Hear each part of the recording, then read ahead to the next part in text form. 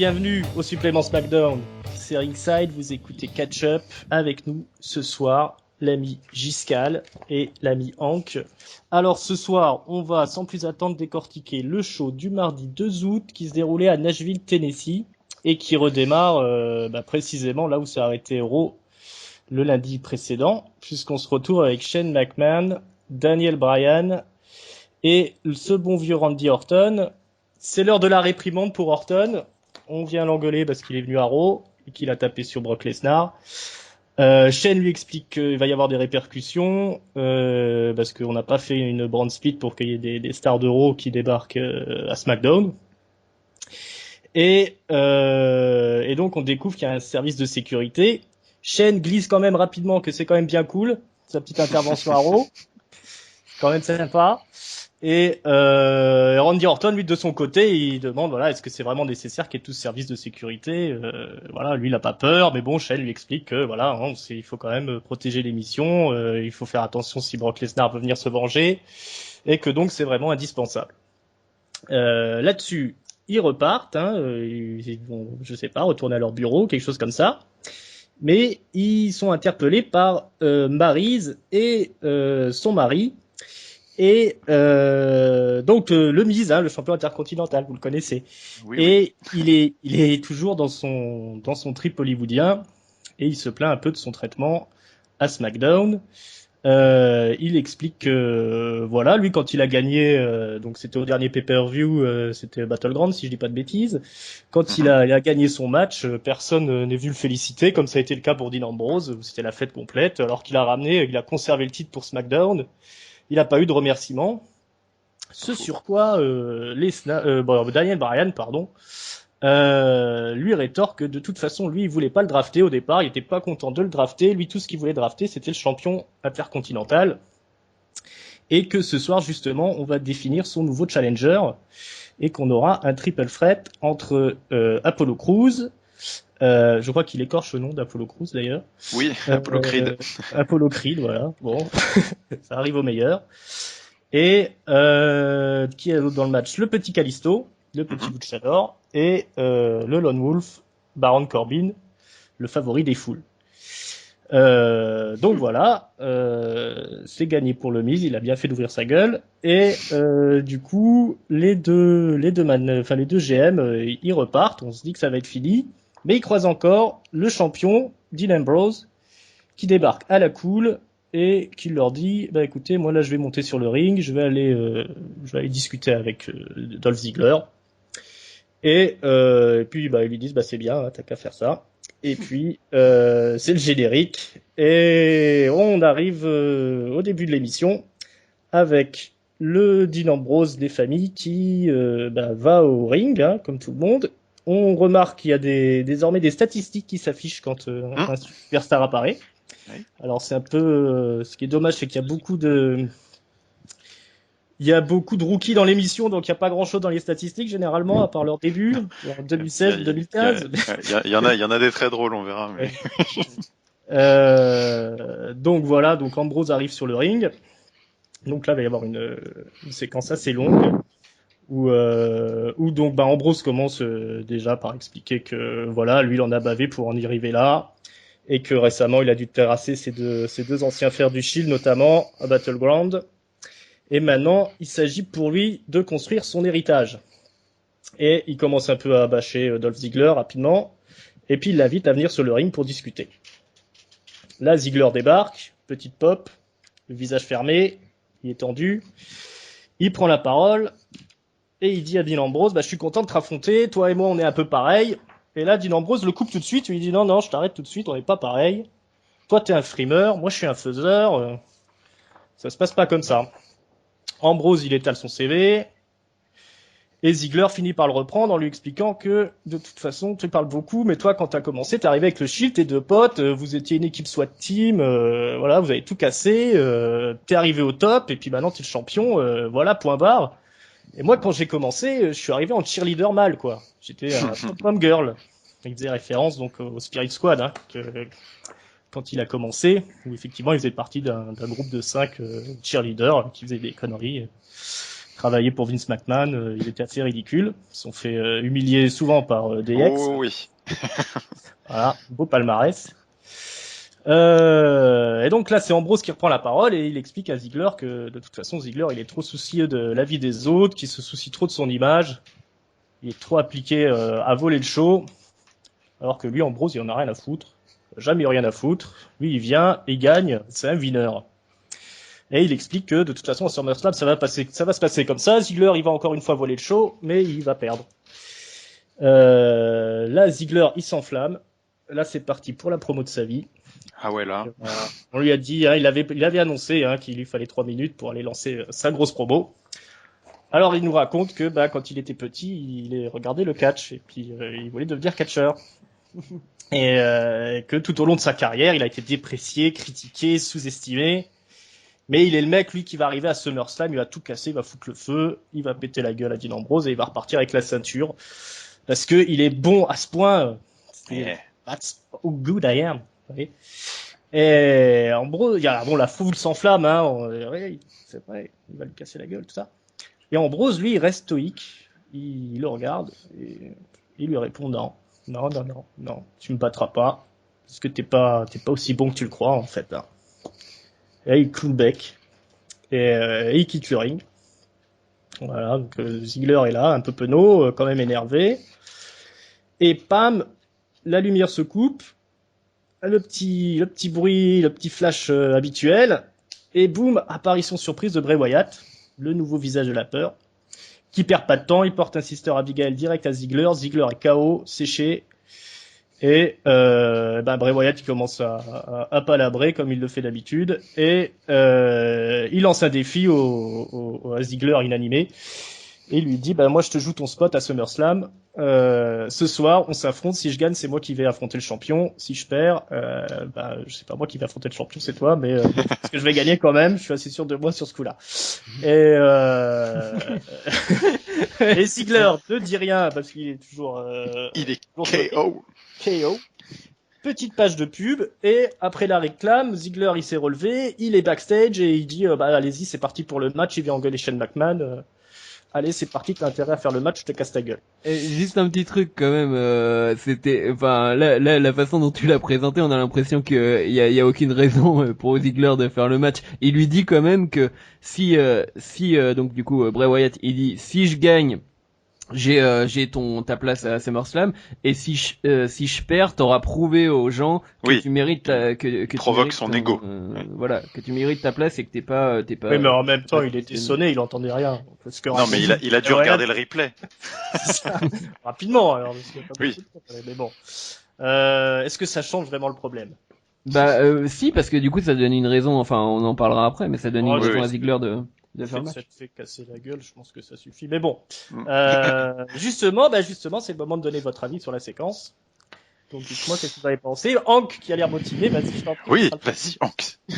Est-ce qu'on peut juste rajouter le passage où Ziggler est en coulisses et il parle avec Brian et oui, et Shane. Il était en train d'en parler quand tu l'as coupé. Ouais. Oui, non mais il me demande mon avis après. Non mais donc du coup il y a la séquence juste après où donc il y a Shane et Brian qui lui disent mais pourquoi t'as accepté ce match, t'as tout à y perdre et rien à y gagner.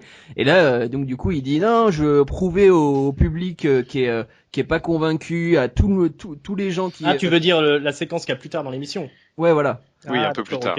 Okay. Tous les gens qui pensent que voilà, on m'a donné un title shot un peu gratuitement et machin.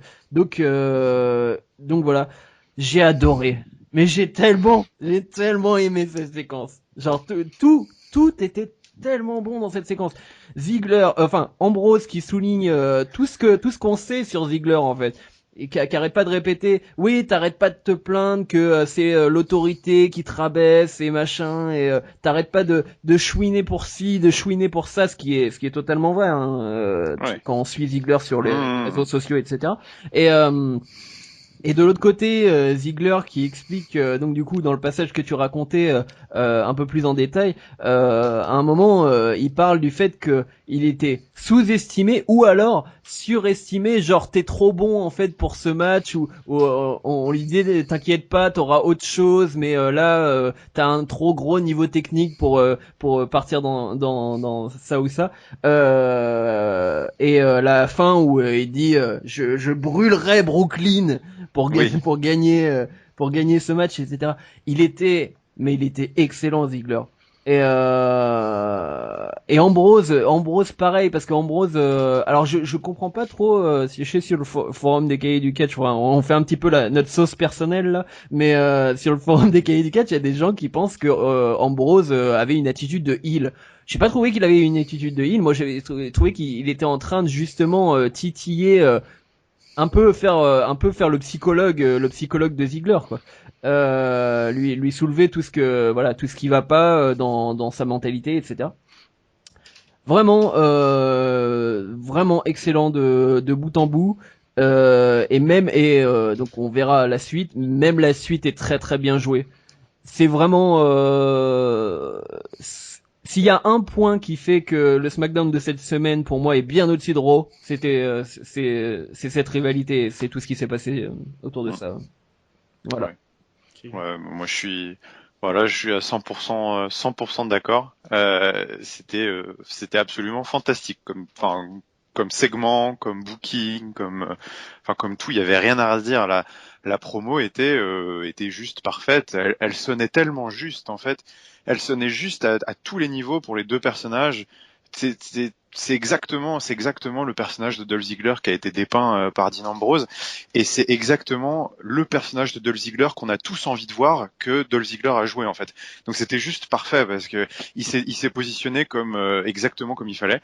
La promo, Ziggler, les deux étaient excellents dans deux styles mais complètement opposés, parce que Dean Ambrose il a vraiment c'est une sorte de variante de son personnage qu'il a vraiment maintenant bien réussi à installer, où tu sens qu'il a une réaction quand même de mec un peu instable, un peu fou, et tu vois cette façon qu'il a de complètement balayer d'un revers de la main, genre juste d'une parole, une promo genre de Dolph Ziggler qui était endiablé, tu vois, qui a duré genre 5 minutes, où il lui déballait, il vidait son sac, et t'as Dean Ambrose qui est là.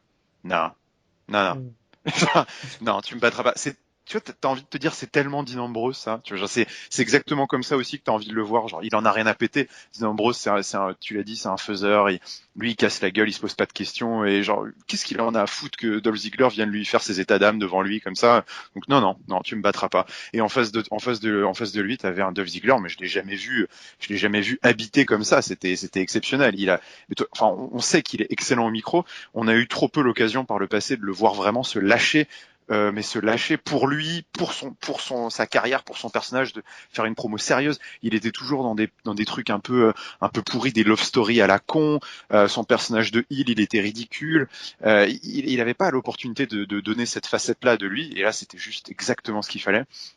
Et après le segment backstage, c'était vachement bien, parce que t'as envie de leur dire à Shane et Daniel Bryan, mais genre occupez-vous de votre cul, les mecs, genre pourquoi est-ce que vous venez lui dire de pas remettre son title shot en jeu? Il fait ce qu'il veut, quoi, genre ils font. Oui, vas-y. Juste un truc que j'ai oublié de dire, un autre truc que j'ai adoré, c'est que au moment où il parle avec Shane et Bryan, donc les mecs ils lui disent ouais pourquoi tu risques ça, etc. Et puis oui. donc voilà. Et au début Shane et Bryan disaient ouais on croit vachement en toi et tout. Et tu sentais après que en fait il croit pas vraiment en lui. Et la fin de cette séquence, il dit allez vous faire foutre. Ouais, ils allaient vous faire foutre. Et tu sens qu'il y a un problème. Enfin, c'est bien, c'est assez bien raconté comme histoire, c'est assez profond quand même. Tu sens qu'il a vraiment un vrai problème de confiance en lui, et du coup cette provocation fait qu'il accepte, et en même temps le fait que Shane McMahon et Daniel Bryan soient là à lui dire mais non, mais pourquoi tu fais ça, t'as rien besoin de prouver, patati patata, genre t'as pas besoin. Ça ils le font, personne, ils font jamais ça quand que ce soit heel ou face, quand t'as un mec qui veut remettre son title shot en jeu, les figures d'autorité se mêlent jamais de la question. Et là le fait qu'il le fasse pour Dolph Ziggler, ça donne un côté très paternaliste, très limite il l'infantilise vachement en faisant ça, mais genre mais non, et le mec, et du coup Dolph Ziggler a raison, tu fais allez vous faire mettre, genre je fais ce que je veux et je vais vous montrer que je suis that damn good comme il dit là, donc c'est vachement bien là. Genre, moi je sors de ce SmackDown, je me dis putain Dolph Ziggler il va tout défoncer quoi, genre ça y est il est parti quoi. Et ce qui fait que moi j'ai commencé à en parler un peu sur le forum, mais je vois bien ça comme peut-être une petite graine de heel turn futur sur ce thème-là, parce que on met tellement l'emphase sur le manque de confiance qu'on a en Dolph Ziggler que s'il perd à SummerSlam, ce serait absolument dévastateur pour tout le discours il a tenu. Donc du coup, s'il perd, je me dis que ça peut ouvrir le chemin vers un heel turn assez violent, qui peut être pas mal aussi. Ouais, c'est la réserve que j'aurais un peu sur la séquence, c'est-à-dire que si après Dolph Ziggler il perd, c'est terrible. Il aura fait un peu ça pour rien, quoi. Mais après, c'était vraiment effectivement une très belle séquence, bien foutue avec de l'intensité. Voilà, un Ziggler comme on a rarement vu, quasiment jamais, de toute façon. Et puis Ambrose, moi j'aime bien ce personnage d'Ambrose là, beaucoup plus que le cartoony hardcore. Ah oui, c'est tellement mieux. Voilà, c'est le champion, il vous emmerde, il cassera la gueule à tous ceux qui viendra, même si c'est un babyface, même si c'est Brock Lesnar ou n'importe qui, et que ce soit le favori des foules, c'est pas son problème. Voilà, il va pas faire pote avec lui, c'est son ennemi, et voilà, s'il doit lui monter le cerveau et lui faire taper là où ça fait mal, il le fait, il s'en fout. Non, vraiment un bon début de show. Et puis ça construit parfaitement le pay-per-view. Voilà. Autre chose à ajouter? La personne qui pianote à l'ordinateur, peut-être? C'est pas moi. Non. C'est pas moi. C'est peut-être le craquement de mon parquet, c'est possible, je sais pas. Enlevez le parquet tout de suite. Alors, on va enchaîner, du coup. Oui. La suite du show, c'est le Triple Threat, donc qui avait été annoncé un peu plus tôt. Où on voit Apollo Crews, Baron Corbin et Kalisto s'affronter pour la place donc de challenger numéro 1 pour le titre IC à SummerSlam. Donc on a la Miz et la Sublime Maryse qui sont à la table des commentateurs. Et le match démarre, donc Corbin prend tout de suite le dessus en distribuant les droites sur les deux adversaires. Il tente de projeter Kalisto sur Crews, mais le luchador esquive son adversaire par une pirouette, ce qui permet à Crews d'attaquer Corbin et de lui administrer un joli coup de pied à la volée qui fait basculer le loup solitaire par-dessus la troisième corde, ce qui arrivera assez souvent dans le match. Kalisto tente alors un roll-up sur Crews pour un compte de 2. On s'engueule vite fait entre les deux. Kalisto évite une corde à linge mais se mange un coup de bélier. Corbin à l'extérieur baisse la troisième corde, ce qui fait basculer Crews, emporté par son élan hors du ring. Corbin, il se mange tout de suite un topette suicidal de Kalisto. Là, ils sont donc les trois sont à l'extérieur du ring, ils sont sonnés, c'est la coupure pub. Et là, au retour de la coupure pub, on retrouve Corbin dominateur au centre du ring. Les deux autres sont allongés dans le coin du ring, chacun d'un côté. Et on se découvre que Corbin a laminé Crews pendant que ce dernier tentait de porter une powerbomb à son finish sur Kalisto. Voilà, Corbin est arrivé derrière et il a explosé.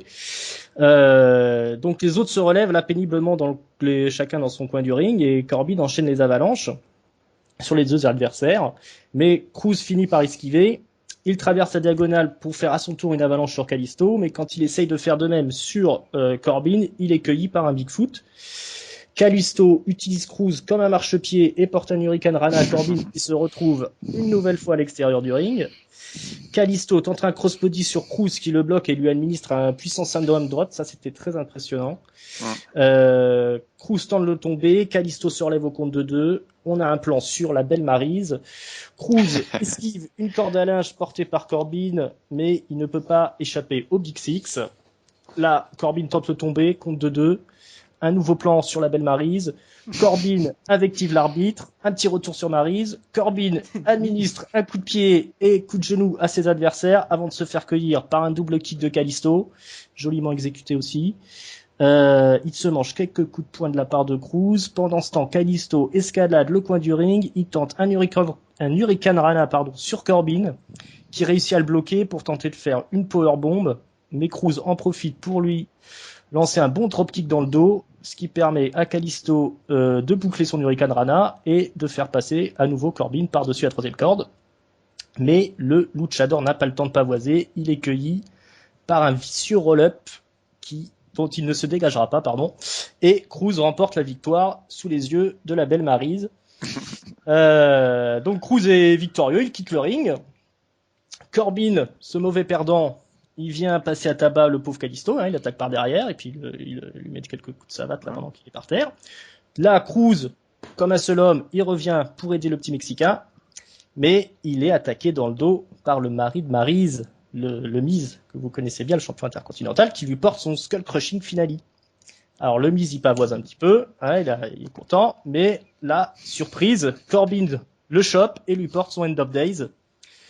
Et on revoit encore un petit peu Maryse. Elle porte la juste pour le plaisir. Voilà. Nichon, catch, nichon. Voilà. Nichon. Très beau spectacle. Et puis Corbin quitte le match, triomphant. Voilà. Il a perdu le match, mais il a mis une bonne claque au champion intercontinental. Et donc voilà, ça se termine sur ça. Cruz partira à SummerSlam. Qu'est-ce que vous avez pensé de ce match? On va donner la parole à Giscal. Écoute, alors déjà, félicitations, très bonne description. J'ai revécu le match dans ma tête. C'était très précis. J'ai encore les images là avec moi maintenant. Est-ce que tu as les images de Maryse surtout? J'ai pas mal les images de Maryse. Oui. Écoute, bien. Un bon petit triple threat. Franchement, pour un triple threat de 6-7 minutes, j'ai eu l'impression, c'était un bon condensé de toutes les bonnes choses qu'on peut faire dans un triple threat. Donc j'ai trouvé qu'ils avaient très très bien exploité le peu de temps qu'on leur avait donné. Donc c'était vraiment du bon boulot de la part des trois dans trois styles différents. Ils ont bien tout exploité, toutes les ficelles du triple threat. C'était très sympa à suivre. J'ai pas de spot en particulier qui me viennent en tête, si ce n'est le Samoan Drop. Je suis d'accord, qui était vachement cool de Cruz sur Kalisto.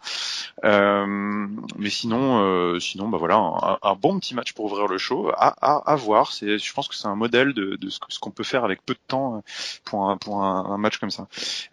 Et sur le résultat, c'est le bon gagnant. Ça semble évident. Kalisto a déjà eu un petit run là avec le titre US. Il fallait forcément envoyer un face sur le Miz, donc c'est Apollo Crews qui s'y colle et puis c'est bien. Et voilà, ça va être un vrai test pour lui. Il va falloir lui donner sa chance dans un match qui compte, du coup d'accrocher avec le public, de développer son personnage auprès du public. Donc ça va être vraiment un gros test pour lui. Et puis sinon, une dernière petite chose, j'ai bien aimé le beatdown derrière de Baron Corbin. Qui en profite pour en mettre une au Miz, parce que du coup, même si je l'aime pas, moi personnellement, ça me ferait chier qu'il soit pushé, mais en tout cas, je comprends la logique derrière. Je trouve que c'est plutôt intelligent parce que ça lui permet de rester présent dans l'esprit, disant ça reste un mec sur qui il faut compter. On plante éventuellement des graines à l'avenir pour le titre intercontinental. C'est pour ceux qui n'auront pas écouté Raw, qui n'auront écouté que le supplément SmackDown. Je trouve que justement c'est très bien ça de définir un petit peu une sorte de mini title scene pour des titres secondaires, de donner un petit peu des têtes au public, de dire ça c'est genre ces gens-là, Kalisto, Baron Corbin, Apollo Crews, The Miz, c'est un petit peu la title scene intercontinentale, et du coup après SummerSlam, il faudra sûrement compter avec ces gens-là. Donc c'est bien, c'est la même chose que ce qu'ils ont fait avec Cesaro et Sheamus sur le titre US. Je trouve que c'est bien, c'est intelligent. Donc voilà, très bonne ouverture, bon booking dans l'ensemble, je suis content. Ok. Hank, c'était bien. C'était bien. Ça t'a plu? T'as pas grand chose à ajouter par rapport à ce que dit Giscal? Non, mais oui, très très bon match. Alors, je vais me faire bouer, moi j'aurais fait gagner Corbin. Mais parce que j'aime bien Corbin. Ouais, mais Corbin Miz, ça fait un peu de. Ah oui, là ça fait c'est vrai que ça fait heal contre heal. Après le Miz, je sais pas, c'est particulier, c'est pas un heal, il a une figure, il a vraiment une place assez particulière, je trouve, en ce moment, qui est une sorte de mélange entre le vétéran, le heel un petit peu et l'entertainer, et donc du coup ça fait que on remarque pendant tout le match, et il le fait à chaque match maintenant quand il commente, il met over tout le monde en permanence. Il dit regardez, c'est vraiment les meilleurs athlètes qui se battent pour pour ma ceinture et tout ça, et il faut lui rappeler au bout d'un moment que oui mais tu vas avoir un match, et là il dit oui mais je vais gagner, mais sinon t'as l'impression que c'est un gros fan de la WWE qui est en train de commenter le match. Donc voilà, et non, le match très très rythmé. Kalisto était fantastique, hein, j'ai trouvé Kalisto très très bon. Les trois ont fait un très bon boulot, et j'ai trouvé très intelligent de mettre Corbin en grosse brute à la fin qui met tout le monde à terre. Qui met tout le monde à terre, je sais plus qui met à terre. Enfin, il y a Miz et peut-être que quelqu'un d'autre. Kalisto, Cruz, ouais. Je crois il y a que Cruz qui était déjà à terre. Mais bref, et j'adore ces finishers, Corbin. Franchement, le Deep Six, le End of Days, je trouve qu'ils ont vraiment un super impact. Lui, il mesure 2 mètres. Enfin, tu vois, tu vois le coup. Donc voilà. Et puis je suis content pour Cruz. On verra. Faut qu'il se bouge là, hein, parce qu'on va pas lui en donner 50. Non. Des occasions. Ouais, ça va être important, je pense. C'est l'occasion de Cruz, et puis ouais, non, moi j'ai pas grand chose à rajouter par rapport à ce que vous avez dit. Il faut un mec comme Corbin, je pense, dans le roster. C'est quand même important qu'il soit là, même si il est de moins en moins limité en même temps sur le ring. Plus ça va, plus il fait des matchs corrects, surtout dans un triple threat comme ça. Il fonctionne bien. Ça fait plaisir de voir Cruz dérouler un peu son catch et voir qu'il peut faire un peu plus que ce qu'il nous montrait jusqu'ici. Kalisto, on voit quand même qu'il est super doué. Et voilà. Alors, du coup, ça c'est fait pour un match très court comme ça. Effectivement, on est sur un match parfait quand même quasiment. Hein. Un peu l'exemple à suivre pour ce type de petits matchs comme ça. Voilà. Après, pour The Miz, je pense que t'as vu juste en 15, c'est un grand fan de la WWE aussi, et surtout et c'est pour ça que voilà, quand il est aux commentaires, il se laisse aller, il oublie peut-être un petit peu son personnage, mais il y en a beaucoup aussi qui pensent qu'il devrait être juste aux commentaires, et arrêter sa carrière de catcheur. Maintenant, quand on regarde un peu le Miz, il a même si c'est un bon champion intercontinental, il est pas vraiment à sa place, parce que s'il a fait le main event de WrestleMania, il devrait être au-dessus. Là, il est là et il sert les jeunes, c'est assez admirable, mais on a besoin de lui au micro. Il y a très peu de gens qui maîtrisent aussi bien le micro que lui. Hein. C'est ça aussi. Il est tellement fort. Voilà, malgré ses faiblesses, il a ses avantages. Il est souvent critiqué, mais pour moi, c'est un des piliers du show. Hein. C'est vrai. Tu peux difficilement faire sans. Quand il est pas là, tu sens l'absence quand même. Mais en tout cas, pour le coup, c'était un bon match d'ouverture, hein, pour cette soirée. Voilà, on va passer à la suite et on va passer au show stealer de la soirée. Becky Lynch contre Eva Marie. Dans la division la division des gonzesses, comme on dit. Hein. On a une division Woman à Raw et on a une division des gonzesses à SmackDown. C'est ça. Donc, Eva Marie, elle renouvelle son entrée avec sa présentation interminable, avec une voix off grandiloquente, qui est... ça, je trouve que ça fonctionne bien. Mesmerizing. Voilà, on dirait un film du dimanche soir. Elle est très embêtée, hein. Elle a un petit problème technique avec son espèce de robe, parce que ça, y a son col qui se prend dans ses cheveux, alors ça donne pas l'effet souhaité, mais bon, elle est très embêtée.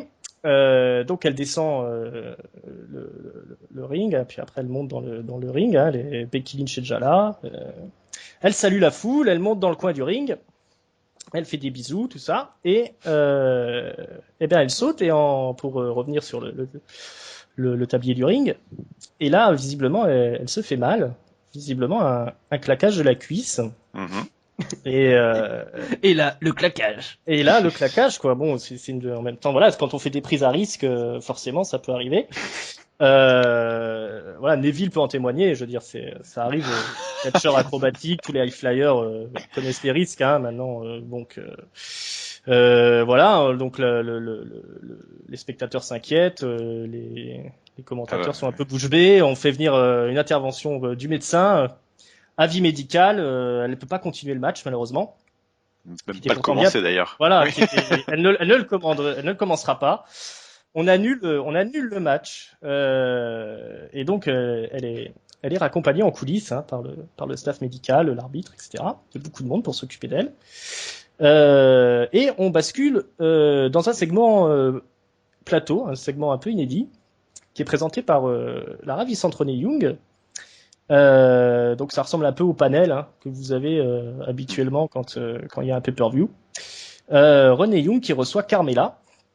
Et on comprend qu'elles sont là pour débriefer le match Becky Lynch et Eva Marie. Et on se demande bien de quoi elles vont parler, vu que du coup, il n'y a pas eu de match. Et heureusement, Natalia débarque. J'allais dire la ravissante Natalia, mais Natalia débarque. Chacun son style, hein. Voilà. Et elle est pas contente, alors elle demande pourquoi c'est pas moi qui suis interviewée, Carmella, qu'est-ce qu'on s'en fout. J'ai discuté avec mon oncle Bret Hart là, le week-end dernier, on parlait de la division féminine, on était d'accord pour dire qu'à la division féminine quand même il faudrait une reine, vous voyez, et moi ça tombe bien, je suis la Queen of Heart. Et là, Carmella, hop, Cosette, qu'est-ce que tu racontes? Moi, je suis la princesse de Staten Island, donc je vais pas me laisser passer devant pour tout ce qui est royauté à SmackDown. Quel enfer. Je sais pas si Et- ça mérite autant de détails quand même. C'est ça. Ah, il fait son Il boulot. faut Hein. quand même prendre les tenants et les aboutissants, sinon les gens sont perdus. Je suis perdu dans ma. Donc en gros, elle s'engueule, l'autre elle la traite de folle au chat.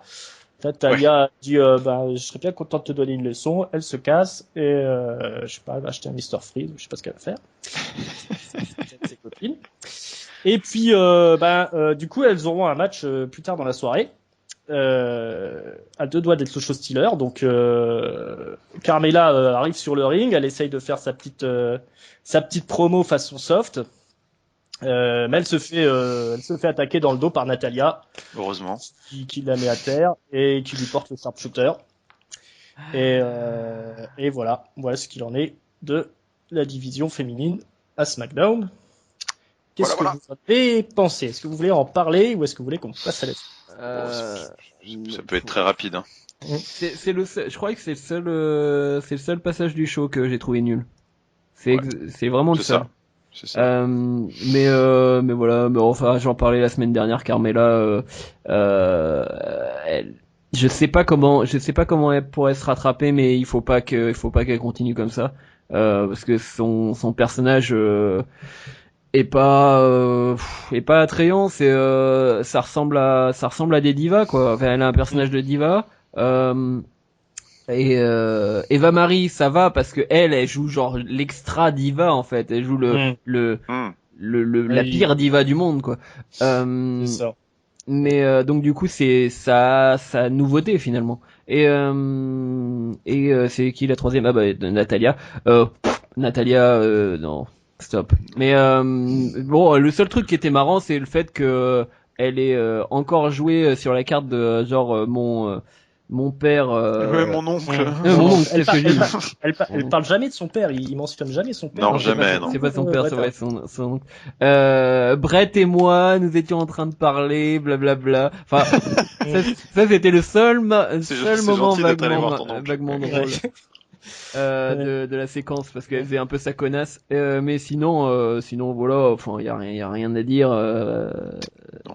Je pense qu'ils font passer à tabac Carmella pour après lui donner un peu de pop au niveau du public pour qu'on la prenne en pitié, j'ai envie de dire. Écoute, comme Becky Lynch, tu veux dire qu'elle se fasse tabasser ça a bien marché pour Becky, hein. Ça a bien marché. C'est complément, c'est un peu la Bérésina leur section. Non mais là c'est pas bon. Attends, tu peux pas. Donc en fait il y avait 2 matchs de bouquet à SmackDown pour les filles ce soir et il y en a eu 0. C'est ça. Donc c'est quand même incroyable. En fait c'est comme si les bookers avaient programmé les matchs et ensuite c'était maté le match et avait fait c'est pas bon. Bon, on les a déjà marqués sur la carte, les gens les attendent, donc du coup on va juste les annuler mais genre au bout de 10 secondes. Oui, ça ressemble à ça. Hein. Je pense qu'ils ont renoncé à faire catcher Eva Marie. On va voir. Moi, j'attendais non, mais franchement, enfin, bon, c'était certains peuvent trouver ça marrant parce que ça peut devenir une gimmick. J'aurais fait semblant de, mais ça aurait été bien de donner un squash à Becky. Hein. Moi, ça m'aurait plu. C'est pas faux. Ouais, pourquoi pas. Hein.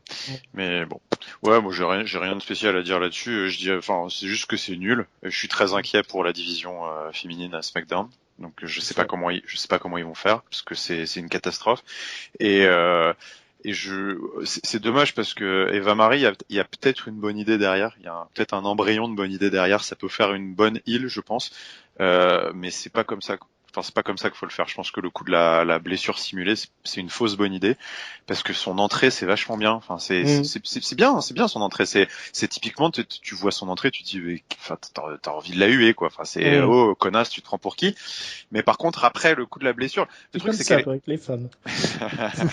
mais elle est trop détestée. Elle est trop détestée, mais dans le mauvais sens du terme, pour que ça marche. Enfin, je sais pas s'il y a un bon sens, mais enfin, vous voyez ce que je veux dire, c'est qu'il y a des bonnes huées, il y a des mauvaises huées. Ça, elle prend vraiment des mauvaises huées, c'est-à-dire que les gens n'ont pas envie de la voir. C'est juste, ça dégage, casse-toi.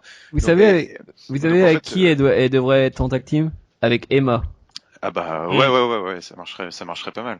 Mais du coup, tu vois là, la fausse blessure, ça en fait, ça arrange tout le monde. Le public est super content, ça fait pas du tout heel aux yeux du public. C'est juste le public est trop content, genre Eva Marie se casse, bon bah c'est super.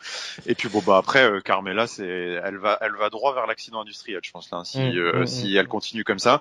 Et limite, je pense que Natalia lui a rendu service en l'attaquant par derrière parce qu'elle partait pour un bid, elle partait pour un gros bid avec son entrée là, qu'elle a toujours pas eu l'opportunité de faire en entier du coup parce que la semaine dernière c'était des micro entrées de 10 secondes donc elle l'a pas faite.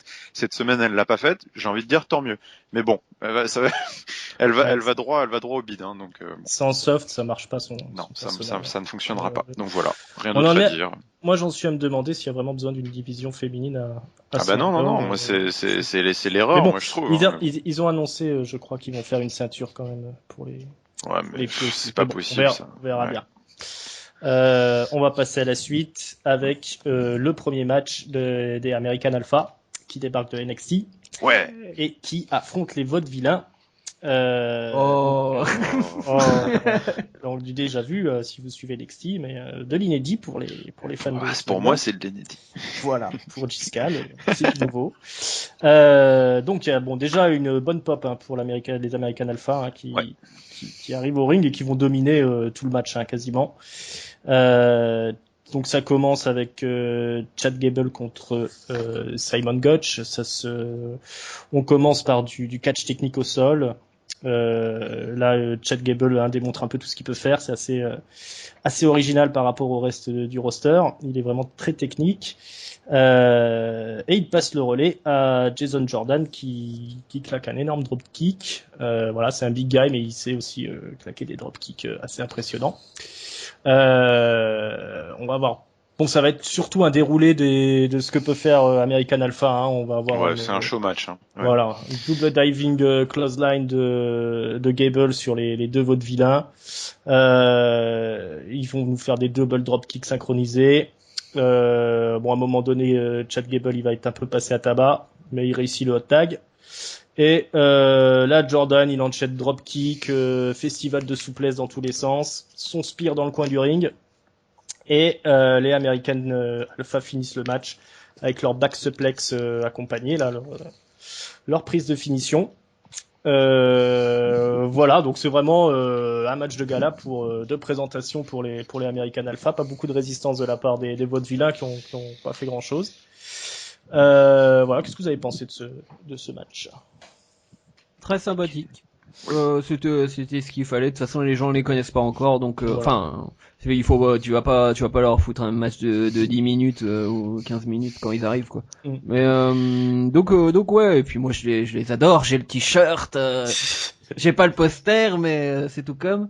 Non, mais voilà, j'adore American Alpha et ils sont tellement marrants à regarder. Enfin, tous les enchaînements qu'ils font, Gable quand il est au sol, il fait ses petites pirouettes ou genre il a une à chaque fois il fait une lock sur le bras du type et puis après il commence à faire des trucs genre un bridge, une petite enfin à sautiller un peu de partout. Donc voilà, c'est vraiment des pour le coup c'est des show-off comme Ziggler. Et puis voilà. Enfin, si on suit un peu NXT, on l'a déjà vu ce match, quoi. Mais voilà. Et Jordan, j'adore ses dropkicks. Hein. On a l'impression qu'il est à 2 mètres. Et voilà, il est super énergique. Non, nickel. Ok. Et Giscal pour cette Écoute, première pareil. fois. Pour moi, c'était une. Bon, je regardais, je regarde par-ci par-là NXT, donc je crois que je les avais déjà vus, mais bon, je les découvrais vraiment enfin avec attention du coup, et j'ai été très impressionné. C'est une vraie. Enfin, quand tu les regardes évoluer, as l'impression vraiment de voir une vraie équipe, quoi. Enfin, tu sens que c'est du vrai catch par équipe, quoi. Il y a plein de combinaisons, d'enchaînements à deux. Plein de tags, enfin c'est un vrai match par équipe, quoi. C'était super plaisant à suivre parce que finalement t'en as plus tant que ça des matchs comme ça, enfin des équipes comme ça en tout cas. Donc c'est super sympa. Bon après j'imagine que la comparaison elle a déjà été faite 1000 fois parce que mais moi je les découvre un peu, donc du coup ils m'ont fait instantanément penser aux Steiner Brothers que j'ai connus quand j'étais plus petit du coup, parce que ils ont les mêmes petites combinaisons un peu bariolées. Il y en a un qui a les cheveux courts super baraques, et il y en a un qui a les cheveux longs un peu plus petits. Enfin c'est exactement les Steiner Brothers, hein, c'est exactement ça. Et puis ils ont un peu le même style de catch, à la fois virevoltant et très puissant, beaucoup de moves par équipe. Donc et j'adorais cette équipe à l'époque quand j'étais gamin, et donc du coup ils m'ont fait très forte impression, j'ai beaucoup aimé. Donc voilà, c'est en effet comme vous avez dit un show match, c'est un match de présentation. Ils ont déroulé tout leur attirail, très efficace pour ceux qui ne les connaissaient pas. Moi la seule inquiétude, mais elle va bien au-delà du match en lui-même, c'est juste de savoir ce qu'ils vont vraiment pouvoir faire, parce que on arrive toujours à la même question, quoi. La division par équipe, finalement, il n'y a pas d'autre équipe vraiment à SmackDown. Il y a Breezango. Oui, ouais, il y a The Ascension. Ouais, si, ouais, c'est vrai, il y a Breezango, il y a The Ascension. Bon, si, bon, il y a des équipes, quoi. Ouais, il y a toujours cette Revival. Ouais, il faut qu'il fasse monter la. Moi, il y a toujours cette histoire de ceinture qui me dérange, et mais ça c'est pas propre au tag team, hein, ça va aussi avec les divas. Cette histoire de ceinture me dérange, et manifestement ils ont un potentiel magnifique, cette équipe-là. Ils ont l'air super, j'adorerais les voir, mais j'ai du mal à imaginer des feuds sans ceinture avec des vaudevillains, Breezango, machin. Et donc, sauf que le vrai problème, moi, je ne veux pas qu'on crée d'autres ceintures. Ce serait une catastrophe. Je pense déjà que c'est pas bon du tout pour le titre mondial, à mon avis. Si toi, tu me disais, Hank, qu'il y avait des rumeurs pour le titre féminin. Enfin, je sais pas. Non, c'était. Pardon, c'était Ringside. J'assume cette rumeur. Si c'est pareil pour le titre, enfin moi, c'est Ringside qui a lancé la rumeur. Je pense que ce serait de très mauvaises idées, mais du coup, je suis un peu. Enfin, je sais pas. J'attends de voir la suite pour eux, quoi. Et ce qu'on n'a pas encore vu, le dernier truc, ce qu'on n'a pas encore vu, c'est qu'ils sont bons. Enfin, Gable, il est super bon au micro. Oui, ça j'ai pas vu encore ça, mais bon, je vous crois. Jordan, il s'est bien pleuré quand c'est des moments intenses où c'est une grosse victoire. D'accord. Alors, je pense que vous en avez parlé dans la partie sur Raw. Mais alors par contre, moi je suis pas du tout d'accord avec vous sur les ceintures. Hein. Moi je pense que ça peut pas fonctionner s'il y a pas de nouvelles ceintures par show. Hein. Moi j'ai pas dit non. Hein. Non. Mais pour les tag teams, je sais pas, je trouve ça. Pourquoi ils vont se battre? Ça va être. Ouais, non, mais c'est vrai. Ça va être difficile de. C'est vrai que c'est compliqué, mais donc moi, bon, ça me dérangerait pas de toute façon. Hein. C'est pas, j'ai pas une. Peut-être parce que je suis le catch depuis pas si longtemps que ça. Enfin, ça fait 5 ans, un truc comme ça, et que avant j'avais juste regardé des matchs à droite à gauche, mais j'ai jamais eu une période catch, quoi. Non, mais moi ça me me dérange pas. Quand tu as démarré, il y avait plusieurs ceintures par équipe ou c'était déjà je sais plus. Je crois que les rosters étaient encore deux ceintures. Les rosters étaient séparés, mais je me souviens plus s'il y avait quand les rosters étaient si quand les rosters étaient séparés, il y avait vers la fin, ils ont unifié les ceintures et les champions allaient à chacun des shows, mais moi je trouve ça bien parce que on regarde SummerSlam par exemple, juste en prenant le Universal Championship, ça fait un main event de plus. Si c'était la même rencontre sans ceinture, ça aurait un goût, ça aurait un goût un peu amer. Donc du coup après le problème c'est qu'il y aura pas d'historique sur la ceinture universelle.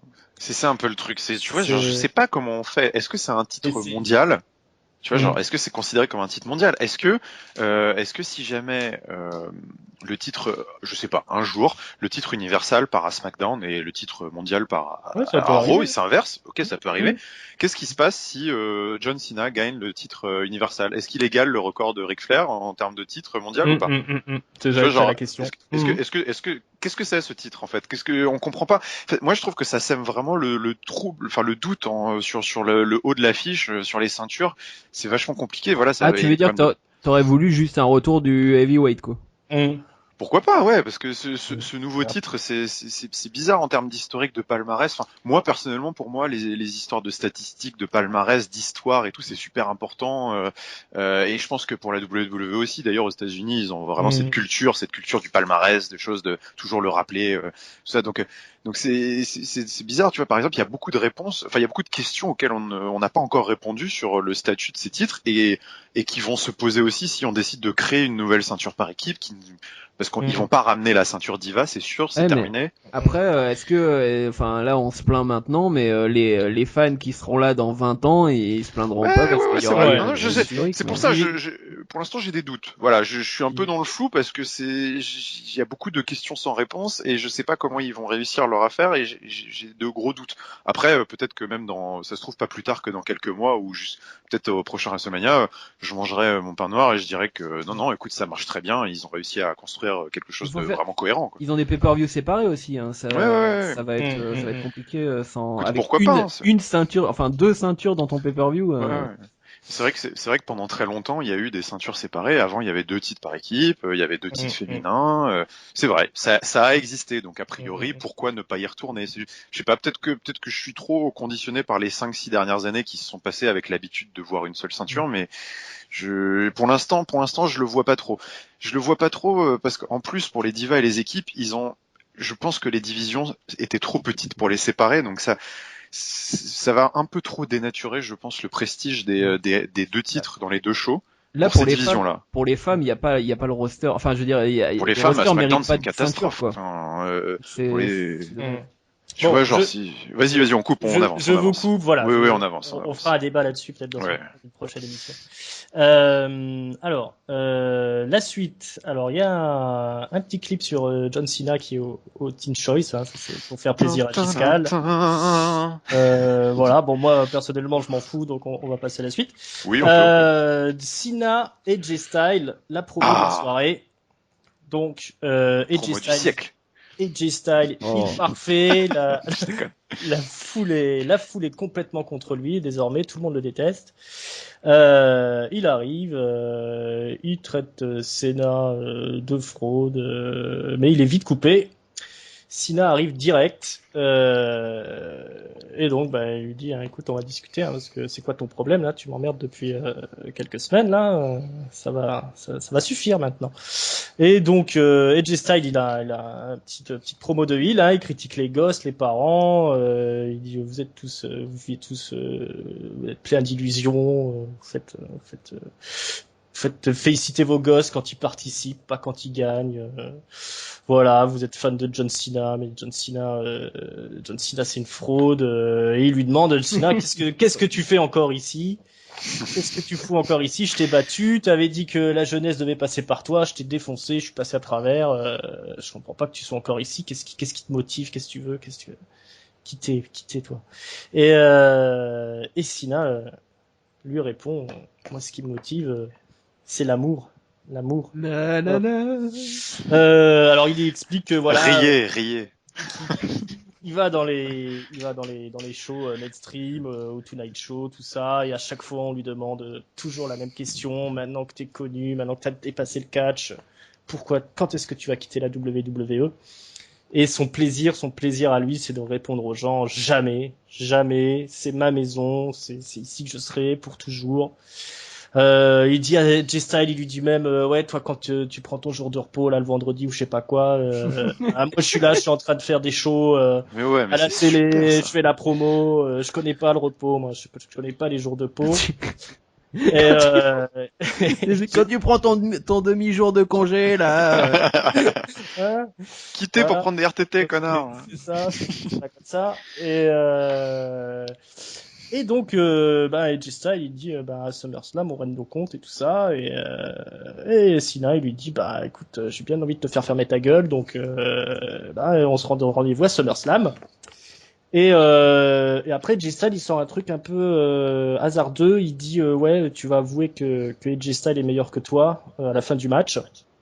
Et si c'est pas vrai, c'est que t'auras menti. Et si c'est que t'es un loser. Donc de tous les cas, je suis gagnant.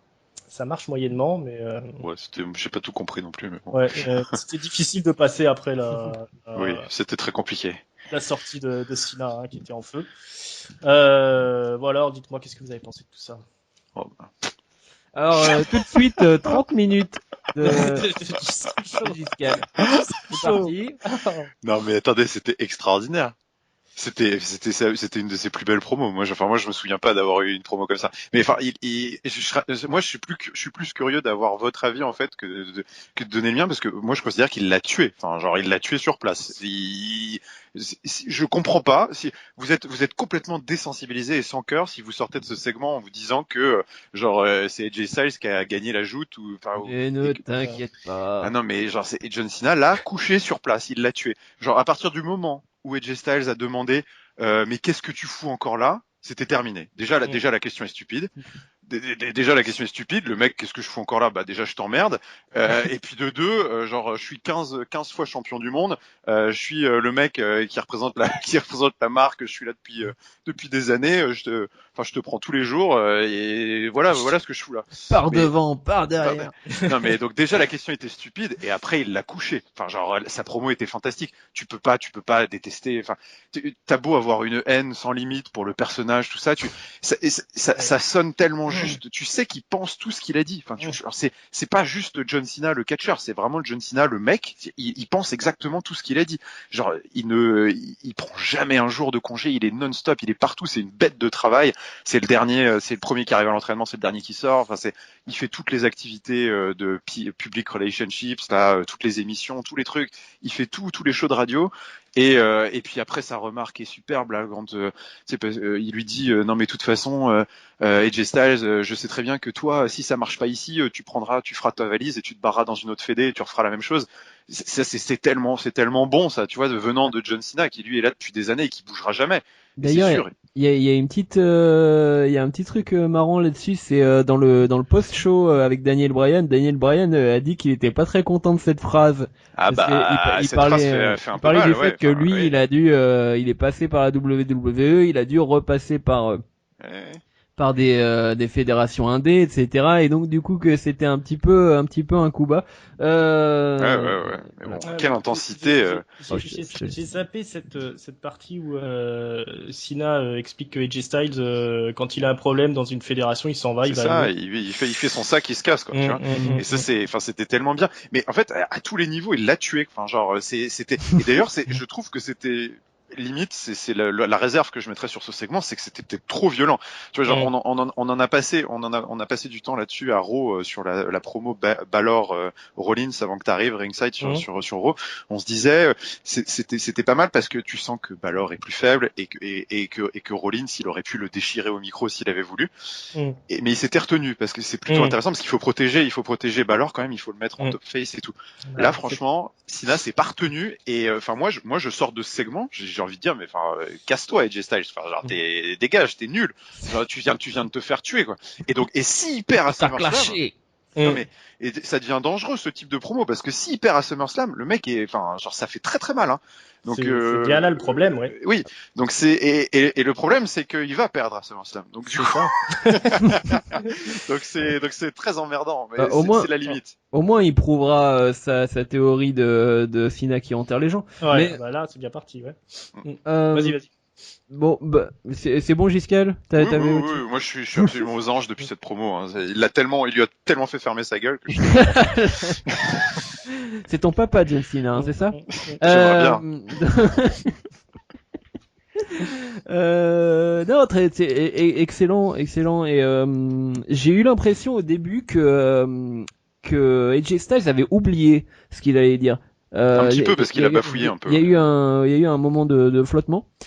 AJ Styles n'est pas un roi du micro, mais il s'est vraiment bien débrouillé, je trouve. Ça va. Et Cena, bah ouais, non, mais Cena, ça a commencé, comme ils disent les Américains, corny. Oui, avec le love et tout. Ouais. Ouais, j'ai pas honte de dire love parce que je suis un adulte. Enfin, en clair, je suis assez viril pour dire love, quoi. Non, mais oui, tout son couplet sur. Alors autant son couplet passionné, j'ai beaucoup aimé. Hein, c'est la personnalité de Sina et tout ça.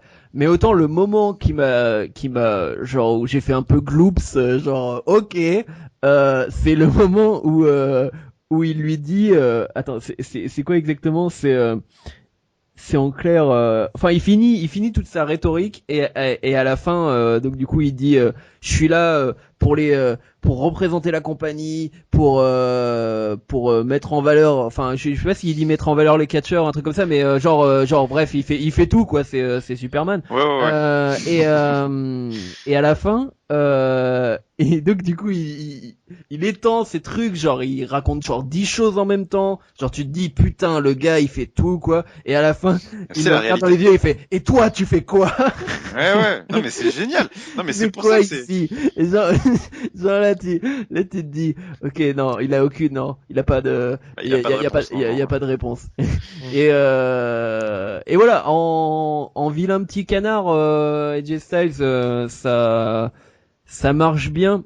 Après, c'est vrai que c'est risqué. C'est vrai que c'est risqué parce qu'il est seul et donc du coup ça fait un peu on a l'impression qu'il est un peu au bord du précipice quoi, parce qu'il a non seulement il a plus le club, mais en plus Sina le prend pas vraiment au sérieux finalement, parce que Sina Non, je pense, dans sa bah, c'est pas ça. Je pense pas. Je pense qu'il le prend au sérieux. Par contre, Mm. il lui explique clairement que, il va falloir que lui, il arrête de le dénigrer, quoi. Enfin, genre. alors enfin alors c'est peut-être pas qu'il le prend pas au sérieux, mais c'est surtout qu'on a du mal à prendre au sérieux la menace des J Styles en fait, Ah c'est bah oui, ça. ça oui. Oui.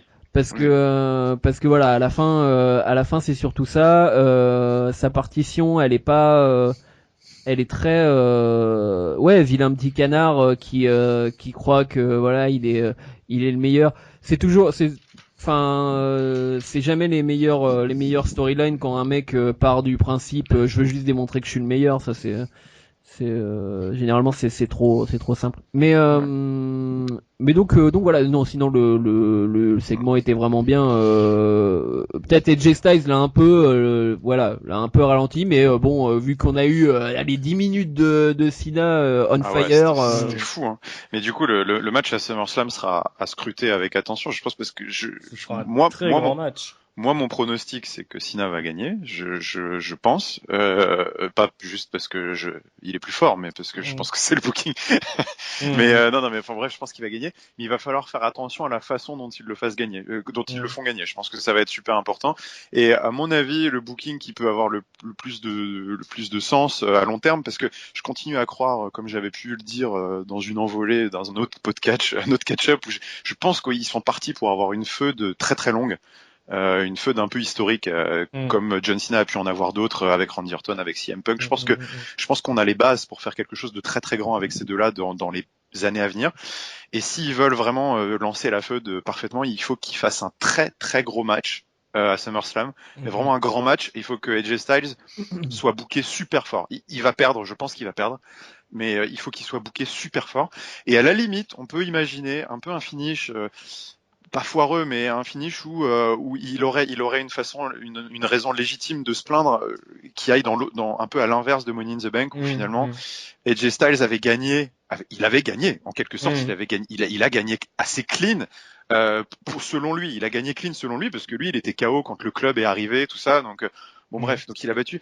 Là, on pourrait imaginer un gros match, genre 25 minutes intense où AJ Styles met la folie, et finalement il perd sur un coup du sort. Tu vois, un truc un peu peut-être un ref bump, peut-être une faute d'inattention, un truc. Enfin, je Mm. sais pas. Mais il faudrait qu'il sorte très fort de cette victoire pour pouvoir continuer à l'avenir, parce que sinon cette promo plus une défaite clean comme une feuille blanche à SummerSlam, ce serait trop dur, je pense. Ouais, je pense que c'est un peu une promo pour clairement classique pour enterrer Styles, mais il a tellement de talent Styles que il s'en remettra. Ils vont faire un match de fou à SummerSlam et je m'inquiète pas pour lui parce que pour moi lui ce sera la tête d'affiche d'ici un an. Après sur ce que dit Cena, quand tu dis qu'il pense tout ce qu'il dit, bon Cena il fait pas trop les house shows, hein, je pense pas qu'on le verra par exemple à Strasbourg ou à Lyon. Et Styles il en fait beaucoup quand même. Hein. Il a une excuse, c'est Monday Night Raw, la brand de Strasbourg et Lyon. Ouais, mais il fait pas tous les house shows et Styles il quitte pas les comment dire les compagnies parce que ça va pas là. Non, mais ça c'était fait happer par la WWE. Hein, Ça c'était l'attaque pour répondre, enfin pour donner pour l'invective, hein, mais non, quand je dis qu'il pense à tout. Je pense que Styles il a beaucoup trop de talent pour se faire enterrer sur cette feud là. Ça va être quelque chose qui va rester à mon avis quelque chose d'historique. Le SummerSlam ça va être de la bombe. Ouais, je pense aussi. Je pense que c'est maintenant. Et puis ça, à mon avis, c'était, enfin toute la feud était axée pour qu'ils aient un gros match à SummerSlam qui lance le truc. Le Money in the Bank, on en avait parlé. Ils avaient survendu. Tu sais, le côté Dream Match, ils en avaient parlé tout le temps, presque comme si c'était une stipulation. Tu sais, ils l'affichaient dans le nom du match. C'est le Dream Match. Et justement, le Dream Match, ils nous l'avaient volé, ils nous l'avaient pourri avec cette frustration. Ouais, voilà, ils avaient développé cette frustration parce qu'on sait qu'ils peuvent faire un Dream Match, mais ils nous l'avaient volé avec le club qui était intervenu. Et donc là, je pense qu'on va avoir une sorte de payoff à SummerSlam. Donc, on attend ça de pied ferme. Oui. Voilà, allez, on enchaîne. Randy Orton contre Fandango. Parce que non, c'était la semaine dernière que Randy Orton a dit. Non, c'est Battleground qui est. C'est Battleground dans sa truc. Il avait parlé de Fandango en disant ça pourrait être pire mon retour, je pourrais affronter Fandango, tu vois. Pour vanner. À l'instar de Chris Jericho, quoi. Et donc ils s'affrontent. Bon, c'est essentiellement un headlock le match. Il se passe pas grand chose. Je crois que Randy Orton il place quand même un ou deux power slam là, vitesse rapide comme il sait les faire. Il en place un à Tyler Breeze aussi qui rentre dans le match. On sait pas trop pourquoi. Et tout ça est interrompu. Les festivités sont interrompues par nul autre que Brock Lesnar, The Beast Incarnate, qui sort du public, hein, donc chou blanc pour la sécurité, hein, qui n'a servi à rien, parce qu'on les a vus en début de match, ils étaient tout autour du ring là, à scruter ce qui se passait, mais ils peuvent rien faire. Brock Lesnar arrive tranquillement. Randy Orton donc le voit arriver, donc il se tourne vers lui. Fandango essaye de le prendre en traître. Randy Orton lui place son RKO. Et Brock Lesnar il en profite pour monter sur le ring tranquillou et il chope Randy Orton, il le met en position du F5, il lui place son F5 et apparemment Orton il est cassé en deux, hein, il a l'épaule fracturée. La sécurité arrive, Shane McMahon déboule, il lui demande de partir, il s'en va, Brock Lesnar tranquillou. Ouais. Vraiment pas très inquiété, hein, il est passé, il l'a cassé en deux, voilà. Et donc après petite coupure pub et on retrouve à nouveau Lesnar qui marche jusqu'à sa voiture, qui rejoint par l'ami Paul Heyman et ils montent dans la voiture, ils s'en vont. Et voilà. Et je sais plus si après il y a encore si ensuite il doit y avoir une interview un peu plus tard de Randy Orton. Ouais. Une jolie présentatrice que je connais pas. Et il se passe rien en fait. Randy Orton sort de son vestiaire et il dit rien, il s'en va. Donc pas d'interview au final, interview ratée, des matchs annulés, des interviews annulées. Elle lui demande comment il va après son F5 et lui sa réponse c'est que genre il va super bien, il part dans le couloir genre encore en forme. Voilà. Bon. Voilà, cette intervention de Brock Lesnar, ça vous a surpris? Vous pensiez le voir à SmackDown? Moi, surpris, attends. les mecs, ils te font genre combien? Allez, 20 rappels qu'il y a de la sécurité pour Brock Lesnar pendant tout le show, donc on sait qu'il est là, quoi. Mais non, mais j'ai bien, moi le segment, enfin c'est même pas un segment, c'est le tout petit moment que j'ai bien aimé, c'était Lesnar dans le parking qui dit à Shane McMahon un truc genre Je voulais juste rendre l'appareil ou Oui, c'est ça, un truc avec son genre petit sourire. Là. œil pour œil. Genre, je voulais juste le rembourser, c'est tout. Voilà. J'ai juste fait mon job, maintenant Voilà. je m'en vais. Donc ça c'était plutôt marrant. Non, bah très bien. C'est bien d'avoir fait ça. C'est bien de pas l'avoir étalé sur 2 semaines, quoi, de faire ce truc-là en 2 jours. Ouais. Donc on verra s'ils arrivent à être créatifs sans les faire se rencontrer toutes les semaines. Et voilà. Non, mais c'était tout simple. La réponse du berger à la bergère. C'est ça. Ok. Bon, Thibaut, ouais, Giscard moi, léger. Moi, j'ai peut-être été un peu naïf, mais franchement, j'étais pas persuadé qu'il viendrait dès ce SmackDown-là, dès le lendemain, parce que je me suis dit, c'est parce que je disais, il faut qu'ils gardent quand même ces histoires un peu d'invasion assez rares. Je pensais que du coup, ils allaient peut-être l'étaler sur les 3 semaines qui nous séparaient de SummerSlam. Peut-être qu'ils allaient le faire, je sais pas, par exemple, on peut imaginer au Go Home SmackDown, tu vois, genre juste avant le pay-per-view, hop. Brock Lesnar qui arrive, ça aurait pu être une solution.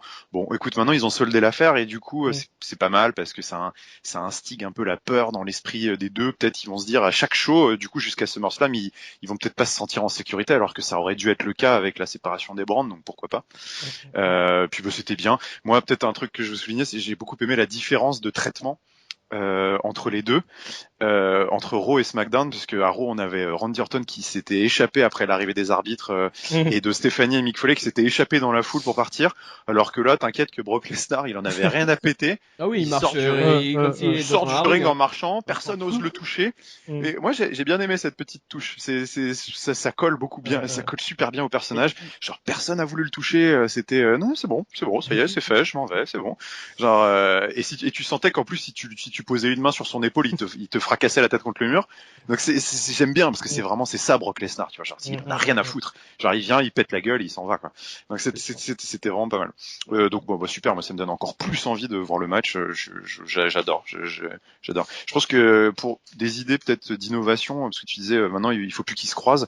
Peut-être qu'on peut avoir des trucs un peu à l'ancienne. On en voit plus trop, mais c'est des segments genre en live différé. Peut-être genre tu peux imaginer Randy Orton qui est chez Brock Lesnar. Et tu sais genre des trucs un peu provoques comme ça, mais je sais pas si Orton osera aller chez Lesnar. dans la ferme dans le Minnesota, dans la ferme de Brock Lesnar. J'irai poser un archéo chez vous. Ou peut-être l'inverse, hein, ça peut être Brock Lesnar qui débarque chez Randy Orton qui nique tout. Enfin, tu peux y avoir des petits trucs comme ça. Là, t'es en train de rêver. Là, tu te crois 20 ans, il y a 20 ans là. Je sais pas. À voir.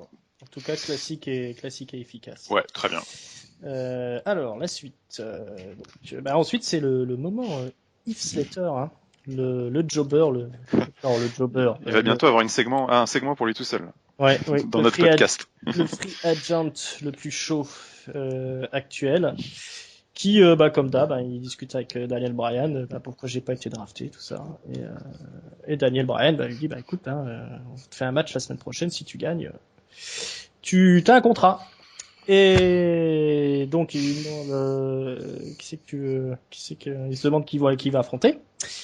Heath Slater propose Jumping Martin Landy, le comparse imaginaire de Chris Jericho, que Chris Jericho avait mentionné à Raw. Et puis il se fait défoncer d'un seul coup. C'est Rhino qui lui fait un gore, visiblement il est rentré dans la pièce, il l'a défoncé. C'était violent, c'était rigolo. Daniel Bryan le regarde passer, il fait t'affronteras Rhino en fait. Et il était au téléphone, Daniel Bryan, il en profite pour appeler un médecin pour le pauvre Heath Slater qui s'est encore fait défoncer comme à son habitude. Le running gag. Voilà, ça vous plaît ces petites histoires de Heath Slater Ouais, ça me fait marrer moi. Bon, il y a rien à dire de spécial. C'est bien fait, c'est tant mieux pour lui. Mais donc il affronte Rhino la semaine prochaine, c'est ça? Écoute, c'est ça. Ok. Effectivement. Moi je veux qu'il gagne de façon blague. Je sais pas. Non, il va perdre, c'est sûr. Je sais qu'il va perdre. Moi, je pense qu'ils vont continuer le running gag pendant longtemps. À mon avis, tu vois, je le vois bien, genre perdre contre Rhino cette semaine, et puis peut-être que dans 2 semaines, non, après SummerSlam plutôt, parce que ça serait bizarre. Mais genre après SummerSlam, tu vas voir, on va lui dire bon écoute, on te donne une deuxième chance, et puis du coup, ils vont le faire affronter Shelton Benjamin, peut-être par exemple, qui va arriver. Tu vois, ça peut être un bon moyen de faire venir Shelton Benjamin. Je pense que ça va continuer. Ça va être plein de prétextes pour se marrer chaque semaine, et peut-être justement en profiter pour faire revenir faire arriver des catcheurs.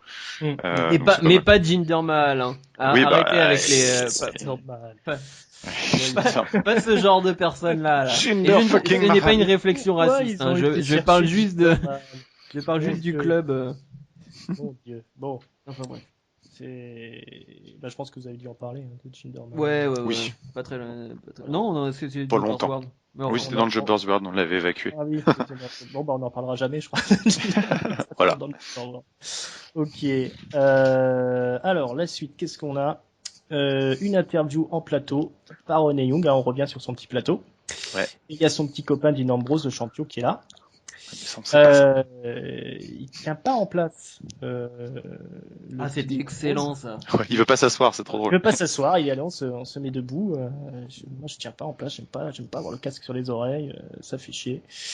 Et donc, bah, il discute encore de Dolph Ziggler. Et donc, bah, il y a rien de nouveau hein, par rapport à ce qu'il a dit avant. Et bah, il se finit par jeter le casque et puis il s'en va. Donc, toujours dans son attitude de j'en ai rien à foutre. Voilà, je sais pas si vous avez quelque chose à dire là-dessus. Je pense que Non. Non, moi, j'ai beaucoup aimé la petite progression en fait parce que au début il est assis, au bout de genre 30 secondes il dit j'aime pas être assis, on va se mettre debout et à la fin il fait j'aime pas le casque, ça me fait chier et en fait ça fait vraiment genre au fur et à mesure c'est la gradation du mec qui a vraiment genre il a rien à foutre de rien. Ouais, c'est ça. Non mais c'était cool et je crois qu'il a vite fait parler du fait que finalement le plus gros problème de Ziggler c'était peut-être surtout son manque de confiance en lui. Ouais. C'était vraiment qui va l'angle. être le gros angle du match. Le fil rouge de leur rivalité. Donc ensuite, bon bah on a déjà parlé de ce qui se passe ensuite, donc on va tout de suite passer au main event. Qui voit Dolph Ziggler affronter Bray Wyatt. Pour la place de number one contender. C'est ça, pour son spot à SummerSlam. Alors ça commence très fort, hein. Ziggler il cueille direct Bray Wyatt avec un enchaînement de dropkick et je crois que c'est Ziggler dropper, hein, ça descend de la cuisse là sur la nuque. Ouais. Compte de 2. Ziggler enchaîne, il se prépare pour un super kick. Bray Wyatt il glisse à l'extérieur du ring pour éviter ça. Là-dessus, Ziggler il descend du ring, il fait une petite promenade, on sait pas trop pourquoi il veut attaquer Bray Wyatt dans le dos, mais Bray Wyatt le cueille direct avec une corde à linge, hein, il se fait sécher directement Ziggler. Wyatt le prend, il l'envoie dans la barrière d'insécurité. On remonte dans le ring, Bray enchaîne les coups de poing. Et là c'est le drame. Ziggler esquive un coup de poing, il enchaîne sur un roll-up, mais Bray Wyatt se coince le pied sous Ziggler et visiblement il se tord la cheville. Je pense que ça va l'handicaper dans le reste du match. C'est la coupure pub. Ouais. Et après on les retrouve les deux belligérants sur la troisième corde dans le coin du ring. Ils sont en train de se castagner un petit peu et ça se termine par une superplex qui permet à Bray Wyatt de prendre l'avantage. On enchaîne sur 2 bonnes minutes de headlock avant que Ziggler se dégage par un brise-mâchoire. Ziggler enchaîne dropkick, stinger splash, brise-nuque, descente du coude, ça descend du coude sur ressort là. Compte de 2. Ensuite, une nouvelle tentative de super kick contrée par une bonne droite dans la gueule. Bray Wyatt, enchaîne souplesse avec projeté, hein, à la manière de Sheamus aussi, et un back swanton. Compte de 2. Bray Wyatt, il va ensuite aller défaire la protection dans le coin du ring. Il est stoppé par l'arbitre qui arrête de faire ça se fait pas. Et Ziggler en profite, il le prend dans le dos, il lui place directement son zigzag et il fait le tomber. On pense qu'il a match gagné, mais non. Compte de 2. Stupéfaction générale. Là-dessus, Ziggler pète un câble. Il finit d'arracher la protection du ring. Wyatt revient aux affaires, il tente un Sister Abigail qui est contré, mais il réussit à placer son espèce de chokeslam modifié là, violemment, hein, il fait monter super Sister violemment. à 2 mètres, il l'écrase au sol. Bon là on ressent hein, que Bray Wyatt est limité un peu par sa blessure. Il peut pas faire grand chose de plus visiblement que passer en mode brawler, il administre les coups de poing, les coups de pied. Ziggler finit par se dégager grâce à un petit coup de coude bien placé. Ziggler, il chope Wyatt, il lui met la face dans le coin de la protection du ring, le coin sans protection, dans le ring, et il le finit avec son super kick qu'il a essayé de placer plusieurs fois. 1, 2, 3, victoire de Ziggler qui conserve son match pour SummerSlam, la foule est en délire. Et donc, après le match, Ziggler, il invectise Ambrose. Ambrose, il monte sur la table des commentateurs. Oui, parce qu'il était aux commentaires. Voilà, il était aux commentaires, Ambrose, depuis le début du match, effectivement. Ils sont là, Ziggler, il dit, voilà, tu me cherches, tu veux savoir qui c'est le vrai moi, bah voilà, tu l'as là, vas-y, on va se casser la gueule, tout ça. Et là, paf, il se fait attaquer dans le dos par Eric Rowan, qui le défonce, il le fout à terre, aussi avec l'espèce de chokeslam, là. Ambrose essaye de s'interposer, mais il se fait aussi défoncer. Et on finit l'émission sur Bray Wyatt et Eric Rowan, la Wyatt Family, le nouveau visage de la peur triomphant, souriant. Et voilà, c'est la fin du show. Qu'est-ce que vous avez pensé de ce main event, les amis? Meilleur match de la semaine. franchement, ouais. Bah oui, non mais je déconne pas. Non, mais je pense qu'il y en a beaucoup qui seront pas d'accord avec toi, mais ouais. Je n'en doute pas. J'ai adoré. J'ai adoré le match. Ça fait plaisir. Bray Wyatt, à chaque fois qu'il est en solo, moi, je trouve qu'il est. Il a tellement d'impact. Il a des petits trucs un peu imprévisibles. Il a une présence. Ah là, il est tellement bon. Et par contre, j'avais pas remarqué ce moment où il se fait mal. Je vais peut-être pas bien regarder. Non, mais je certifie. Hein. Ouais. Écoute, pour ta décharge, après la coupure pub, il fait quand même un gros match s'il a vraiment une entorse parce que il tient bien le coup. Hein. J'ai vu le match 2 fois et en fait après la coupure pub, si vous le regardez, vous verrez, il se déplace pas. Il reste dans le ring. Il va pas y avoir d'action à l'extérieur. Il peut pas courir. Il va pas courir dans le match. Il va juste utiliser le haut du corps pour faire des prises bien bourrins. Le match reste cool, mais c'est tout à son honneur d'ailleurs. C'est tout à son honneur, effectivement. Ouais, moi j'ai pas, ça m'a pas du tout, ça m'a pas du tout choqué. Je me suis même pas dit, tiens, le match ralentit vers la fin ou quoi que ce soit. Non, mais et puis Ziggler qui sort sa panoplie et puis ce moment où Wyatt tente d'enlever je le sentais en fait. Au moment où j'ai vu Wyatt commencer à enlever comment on appelle ça, turnbuckle. Enfin bref. Ouais, c'est ça. J'ai fait c'est bon, c'est Ziggler qui va le finir, enfin qui va finir de l'enlever et machin. Et du coup voilà, Ziggler finit de l'enlever. Et donc du coup c'est Ziggler plus agressif. À la fin, il monte sur la deuxième corde, il regarde Ambrose dans les yeux en mode ultra vénère, en train de lui gueuler, genre je vais te démonter. C'est moi, c'est le vrai Ziggler que tu vois et tout. Enfin, tu l'as déjà dit, mais il est très bien ce passage. Non, excellent. Enfin, je l'avais dit au début de ce supplément. C'est excellent de bout en bout. Ouais. Ziggler Ambrose. Voilà, c'est nickel. C'est nickel. Je sais pas, je reviendrai pas sur le match qui, pour moi, je suis d'accord avec toi, mais on sera dans la minorité. Pour moi, c'était vraiment le match de la semaine facile. Pas par la technique, mais par l'histoire, quoi, par l'environnement, par l'intensité, par l'envie, par les expressions faciales de Ziggler. C'était exceptionnel et je suis d'accord pour tirer un coup de chapeau à Bray Wyatt qui est un peu sous-estimé en solo, mais qui reste une valeur très très sûre en 1 contre 1. Il a des beaux matchs à son palmarès par le passé et il continue d'en avoir. Donc finalement c'est cool qu'il soit à SmackDown parce qu'on va pouvoir le voir plus souvent et dans des matchs de haut calibre. Donc ça c'est cool. Mais oui, pour l'instant, s'il continue comme ça jusqu'à SummerSlam, la feud ça peut être un modèle du genre. Enfin, ça va être super, je pense. Entre le personnage d'Ambrose qui me séduit de plus en plus. Vraiment, il a son style à lui. Enfin, moi, j'ai pas souvenir d'un face comme ça. C'est Dean Ambrose. C'est Dean Ambrose. C'est pas une copie où il vous fait pas penser à quelqu'un par le passé. C'est Dean Ambrose. Et puis Dolph Ziggler, voilà, c'est peut-être aussi le côté rareté un petit peu parce que ça faisait longtemps qu'on l'avait pas vu dans un gros match ou dans un main event Dolph Ziggler, mais donc du coup on le redécouvre un petit peu. Mais c'est un vrai plaisir. Et puis ce finish. ce finish est superbe. Enfin, c'est l'histoire racontée. Ce match gagné à la rage, à l'envie, au vice. Voilà, genre c'est ça le vrai Dolph Ziggler. Maintenant, va falloir que tu te méfies de ça parce que je suis capable de tout. Donc c'était super bien joué. L'arrivée de Eric Rowan, surprenante, je m'attendais pas. À mon avis, ça n'ira pas plus loin que et c'est pas plus con que de booker. Je pense que SmackDown la semaine prochaine on aura un 2v2 Ziggler Ambrose relativement standard. Hein, les deux mecs pour le titre et le challenger qui font équipe ensemble contre Bray Wyatt et Eric Rowan.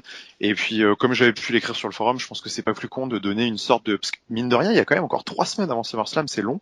Ouais. C'est pas con du tout de donner une sorte de petite feu de parallèle à Dolph Ziggler avec Bray Wyatt, parce que déjà c'est toujours intéressant les chassés croisés comme ça et ça permet de garder Bray Wyatt un peu dans la title picture éventuellement après coup. Et puis ça donne aussi l'occasion à Dolph Ziggler de faire des matchs de haut standing, mais pas contre Dean Ambrose parce que c'est pas possible, il faut garder ça pour SummerSlam. Donc du coup c'est très bien, c'est vraiment habilement joué. Cette feud est, voilà, moi ça, entre celle-ci et AJ Styles contre John Cena, c'est du très très haut niveau et SmackDown frappe fort avec ces deux rivalités là. Franchement, ils ont le haut du panier pour SummerSlam là. Ouais, c'est intéressant de faire des rivalités, des sous-rivalités, de faire interagir des superstars qu'on pensait pas qu'ils pouvaient rentrer dans l'histoire. On est loin de ces rivalités qu'on avait à Raw pendant le fin d'année dernière, début d'année, qui étaient des redites, toujours les mêmes 5-6, voilà, t'en as 5-6 mobilisés, et puis là, ça tourne, quoi. Voilà. Et là, maintenant, bon, ça crée des histoires plus intéressantes, et effectivement, s'il faut faire durer 3 semaines, le fait que Bray Wyatt, il soit dans l'histoire, c'est, ça aide, hein. Ça aide carrément, effectivement. Et puis même, on peut faire le parallèle avec ce qu'on s'était dit, hein, genre le fait que Baron Corbin, pour le titre intercontinental, soit dedans, le fait que Cesaro et Sheamus se soient battus pour le titre US aussi, à Raw, c'est très intéressant cette dynamique. Donc c'est bien. Ouais, ils finissent par construire vraiment des histoires qui sont intéressantes et pas seulement ce problème qu'on avait de redite de match éternel là. Voilà. Je crois que quand c'est terminé, on doit enchaîner sur les tops, les flops, le mot de la fin, les tops, les flops, la note. Ah, on l'avait pas fait la semaine dernière pour SmackDown, mais d'accord. On peut faire très rapidos. Ouais. Très rapidos, Giscal. J'accentue sur le rapidos. Ok. C'est très simple. SmackDown, je vais mettre 4,5. 4,5, je mets pas 5 à cause des filles où c'était pathétique, mais en même temps j'ai perdu espoir donc ça m'a pas gâché mon show. Donc du coup c'était absolument, c'est fantastique, c'est un modèle du genre. Les deux grosses rivalités de SmackDown ont été bookées parfaitement. Orton Lesnar, super quoi. Bon bref, je passe à mon top. Mon top c'est dur parce que c'était tellement bien les deux promos, mais je vais quand même mettre la promo de John Cena par favoritisme. Mais j'ai trouvé la promo de John Cena absolument fantastique et puis le fait de le voir démolir comme ça au micro, AJ Styles, c'était jouissif pour moi donc donc je vais mettre ça dans mon top. Et puis mon coup de gueule, vous avez compris, hein, je vais mettre les filles de manière générale. J'ai pas de moment. Je vais mettre les filles. C'est pas bon, c'est nul quoi. Et pour une fois, je suis d'accord avec Monsieur Giscal et je vais mettre 4.5 aussi. Yes. Non, vraiment, incroyable. Enfin, vraiment, j'ai été sur le cul avec ce SmackDown. On a tellement l'habitude de dire ça.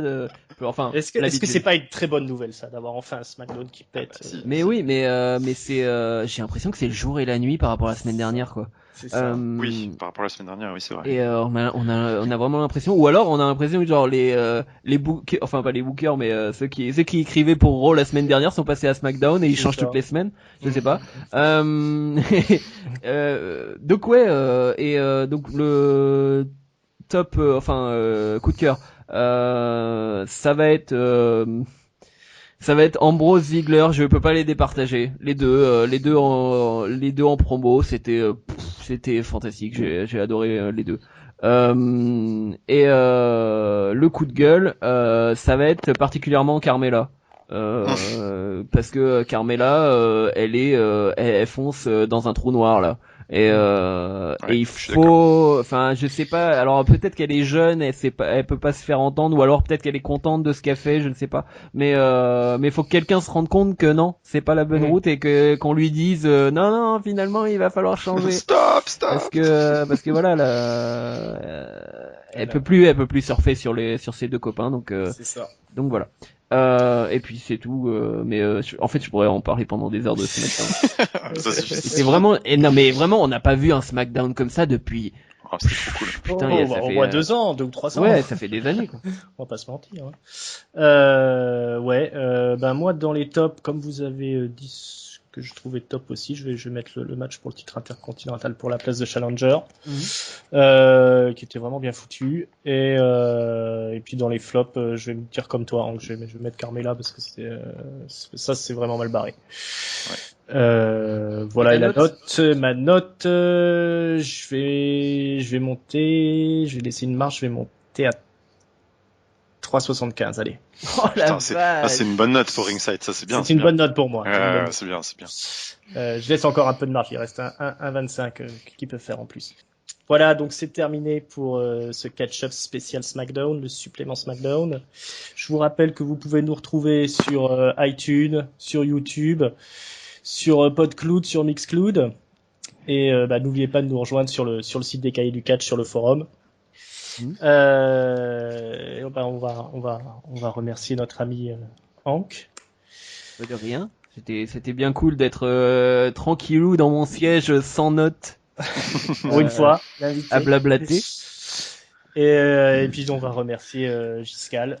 De rien. C'est toujours un plaisir, de rien. Voilà, et puis les gars, les amis, je vous dis au revoir, je vous dis bonne soirée et à bientôt et une semaine, comme on dit, pleine de catch. Bye bye.